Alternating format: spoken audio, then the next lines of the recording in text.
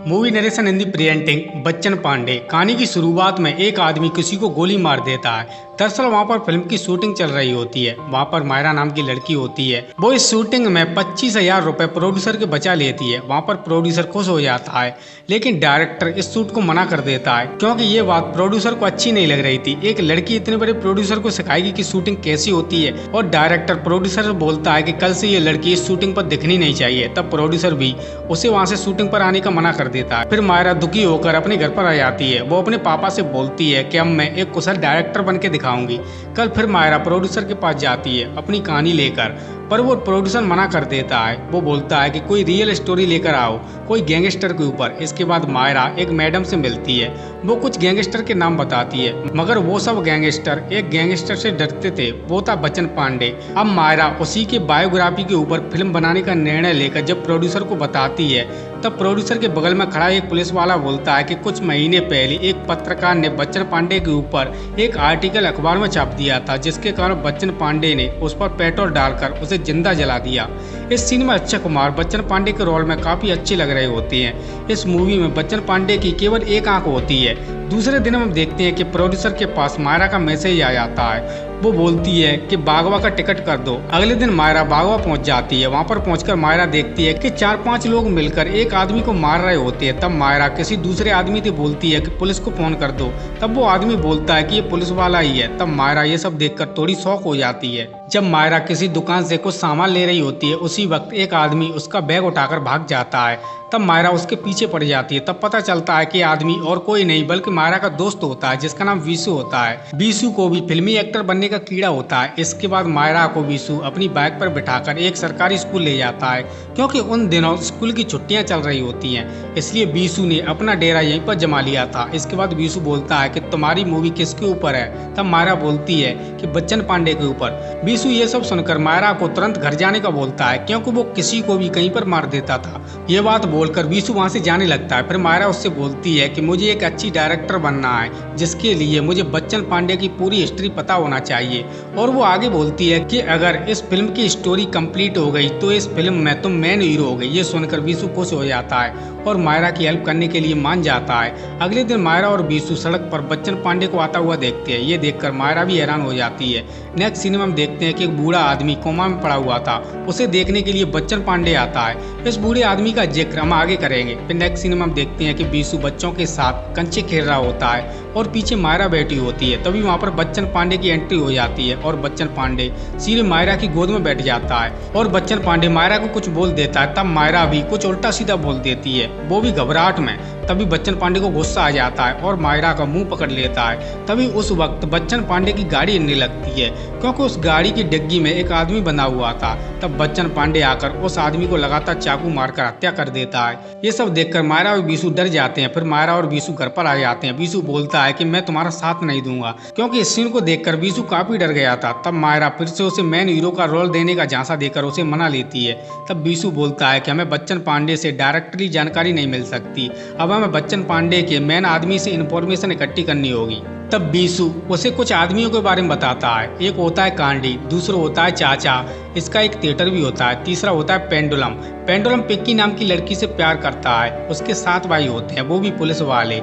एक दिन इनकी लव स्टोरी का पता उनके भाइयों को लग जाता है। तब पिंकी के भाई उसकी शादी एसपी सूर्यकांत के साथ तय कर देते हैं। फिर मिनिस्टर एक मीटिंग लेता है। तब सूर्यकांत बोलता है कि पेंडुलम बच्चन पांडे का खास आदमी है, वो इस शादी में जरूर आएगा और हम उसे वहीं पर खत्म कर देंगे। फिर शादी का दिन आ जाता है। तब एंट्री होती है बच्चन पांडे की। यहाँ पर सूर्यकांत को भी नहीं पता था कि क्या होने वाला है। फिर पिंकी भी डांस करती हुए पेंडुलम के पास जाती है। बीसू और मायरा भी पेंडुलम के पास जाते हैं। उन्हें भी वहाँ पर कुछ नहीं मिलता। फिर ये दोनों चाचा के पास जाते हैं। वहाँ पर चाचा इन दोनों को बोर कर देते हैं, क्योंकि चाचा बोलते समय काफी अटक रहे होते हैं। अब बारी होती है कंडी की। कंडी थिएटर में जाकर एडल्ट मूवी देखता है। वहाँ पर बीसू भी पहुँच जाता है। फिर बीसू कंडी को एक सीडी देता है और उसके सब्जी वाले थैले में रख देता है। इसके बाद कंडी भूल जाता है उस सीडी के बारे में।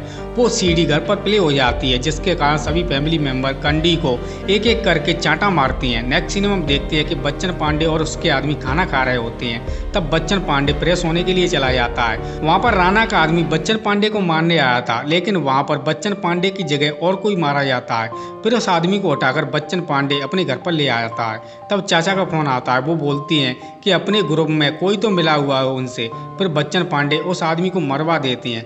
फिर बीसू और मायरा बच्चन पांडे के अड्डे पर जाते हैं। वहाँ पर पेंडुलम इन दोनों को देखकर बर्जन नाम के आदमी को इनके पीछे लगा देता है उनकी हिस्ट्री पता करने के लिए। तब बर्जन इनके घर पर पहुंच जाता है। वो मायरा से बोलता है कि तुम यहाँ पर क्यों आई हो। तब मायरा बोलती है कि मैं तो बस यहाँ की नदियाँ पहाड़ों के फोटो लेने आई हूँ, मैं फोटोग्राफर हूँ। बर्जन उसे अपने कैमरे में ले गई फोटो दिखाने का बोलता है। तब मायरा कैमरा लेकर आती है। उसी वक्त मायरा बर्जन की फोटो खींच लेती है।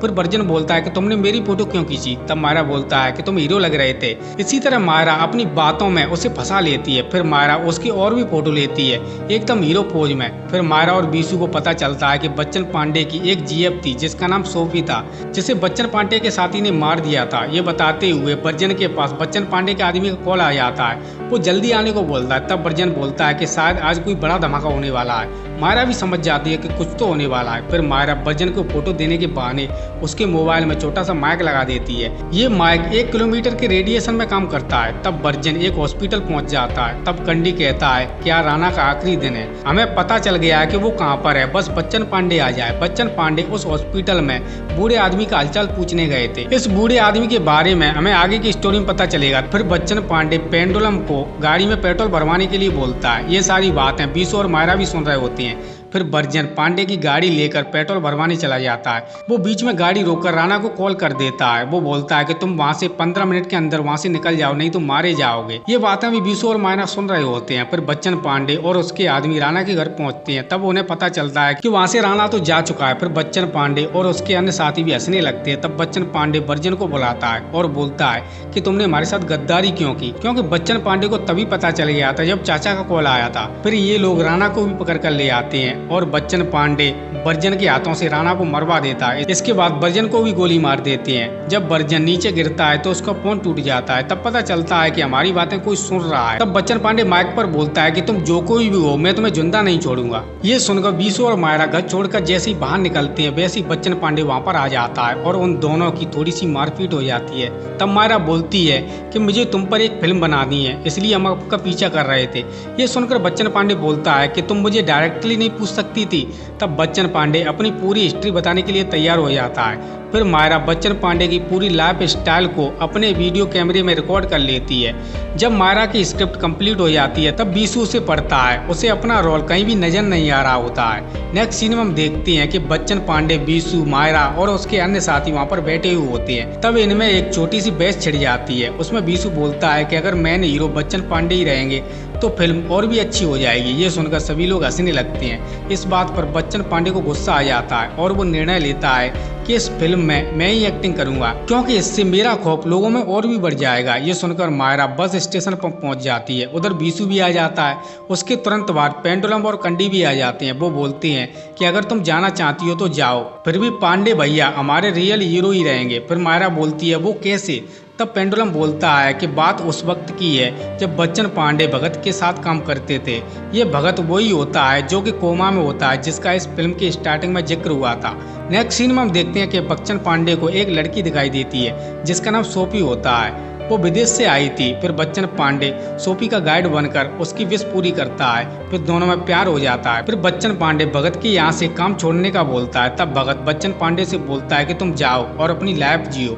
फिर बच्चन पांडे सोफी को कॉल लगाता है और उसे मेले में आने का बोलता है। दोनों उसी वक्त मेले में मिल जाते हैं। तभी कुछ गुंडे आ जाते हैं और बच्चन पांडे के साथ मारपीट करने लगते हैं। उस मारपीट के दौरान बच्चन पांडे की आंख में चाकू घुस जाता है, जिसके कारण उसकी आंख खराब हो जाती है। बाद में वे गुंडे सोफी को मारकर चले जाते हैं। अब हम प्रेजेंट में आ जाते हैं। ये सुनकर मायरा फिल्म के बनाने के लिए तैयार हो जाती है, मगर मायरा बच्चन पांडे की एक्टिंग देखकर दंग रह जाती है। फिर मायरा बोलती है कि इस फिल्म को बनाने के लिए हमें प्रोड्यूसर की जरूरत पड़ेगी पैसे लगाने के लिए। बच्चन पांडे की गाड़ी में पहले से ही प्रोड्यूसर होता है। वो उसे तुरंत हाँ कह देता है इस फिल्म को प्रोड्यूस करने के लिए, क्योंकि वो काफी डरा हुआ था।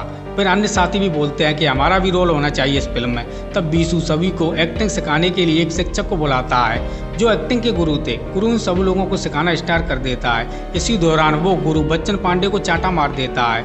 जिससे सभी लोगों को गुस्सा आ जाता है। तब मायरा उन्हें उन लोगों को समझाती है और बोलती है कि बस ये फिल्म कंप्लीट हो जाने दो, फिर तुम गुरु के साथ कुछ भी कर सकते हो। तब सभी लोग मान जाते हैं। अब फिल्म की शूटिंग स्टार्ट हो जाती है। फिल्म की शूटिंग बच्चन पांडे काफी अच्छे तरीके से कर रहा होता है। इस शूटिंग में एक रोमांटिक सीन भी होता है। वहाँ पर मायरा बोलती है कि इस सीन की वजह से बच्चन पांडे के दिल में कुछ होने लगता है। जब फिल्म कंप्लीट हो जाती है फिर मायरा शूटिंग खत्म करके एडिटिंग के लिए मुंबई चली जाती है। अचानक चाचा खबर लेकर आता है कि भगत कोमा से उठ गए हैं। तब बच्चन पांडे सीधे हॉस्पिटल जाता है। वो भगत से बोलता है कि तुमने मेरी सोफी को क्यों मारा, क्योंकि बच्चन पांडे को पता चल गया था कि सोफी को मरवाने के पीछे भगत का हाथ है। बच्चन पांडे ने उसे इसलिए जिंदा रखा था क्योंकि वो अपने हाथों से मारना चाहता था। इसके बाद बच्चन पांडे उसे मार देता है। नेक्स्ट सीन में हम देखते हैं कि बच्चन पांडे के साथ ही सारे शहर में लोगों को धमका रहे होती है फिल्म देखने के लिए। एक तरफ फिल्म का पूरे शहर में प्रचार हो रहा था, वहीं दूसरी तरफ फिल्म की एडिटिंग चल रही थी। जब थिएटर में मूवी लगती है तब सभी लोग देखने आते हैं। लोग फिल्म को देखकर हंस-हंस कर पागल हो रहे थे क्योंकि ये फिल्म काफी कॉमेडी थी। जब बच्चन पांडे ये फिल्म देखता है तो उसे काफी गुस्सा आ रहा था। तब बच्चन पांडे को समझ में आ जाता है कि मेरे कुछ और भी शॉट लिए गए थे, वो भी हिडन कैमरे से। मीडिया मायरा की काफी तारीफ कर रही थी। उस वक्त मायरा के पास बच्चन पांडे के लगातार फोन पे फोन आ रहे थे। ये देखकर बीसू मायरा को कोटा लेकर आ जाता है। इसी बीच बच्चन पांडे भी वहाँ पर आ जाता है और मायरा के ऊपर पेट्रोल डालता है। तब बच्चन पांडे बोलता है कि मैं गैंगस्टर की अंतिम यात्रा पर गया था, वहाँ उसके पास कोई और भी था। और दूसरी बात, बर्जन की बेटी ने जब मुझसे प्यार से हाथ मिलाया तब उसके अंदर कोई डर नहीं था। और तीसरा, जब मैं थिएटर पहुंचा तो वहाँ पर लोग मेरी एक्टिंग को देखकर काफी तालियां बजा रहे थे और हंस रहे थे। ये देखकर मैं भावुक हो गया था। जब मैं घर पर पहुंचा तब मैं अपनी माँ से 10 साल बाद मिला। मेरी माँ ने भी मेरी फिल्म 2 बार देखी थी। फिर बच्चन पांडे अपनी माँ के कंधे पर सर रखकर रोने लगता है।